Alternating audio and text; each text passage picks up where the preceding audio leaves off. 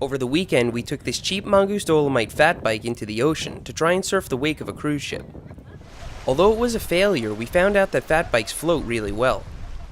Either way, the bike got exposed to a ton of corrosive salt water. This was kind of the whole point.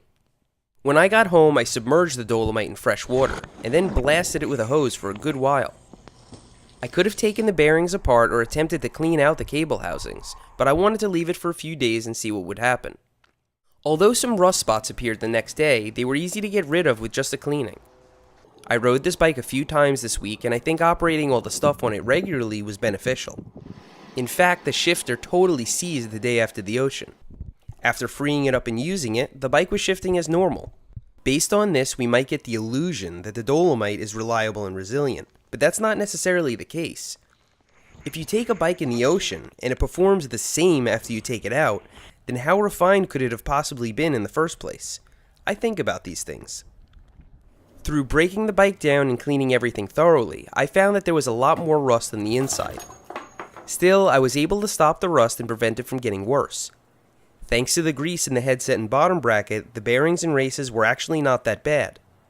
Still, I've definitely reduced the life expectancy of this bike. Some people have asked me whether it would be cost effective to upgrade this bike, since it seems impressive for $200. Could it be made into a nice fat bike for a little more? Well, maybe, but almost any way you slice it, a better fat bike would give you a lot more for the money.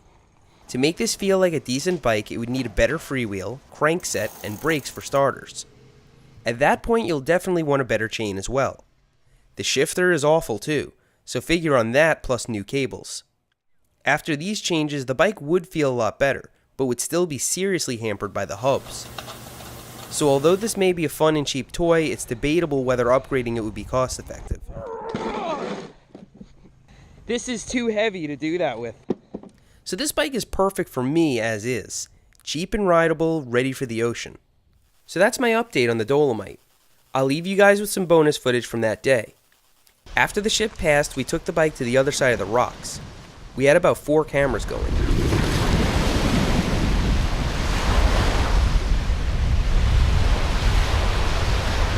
You know how hard it is to keep it down? These fishermen started calling towards us.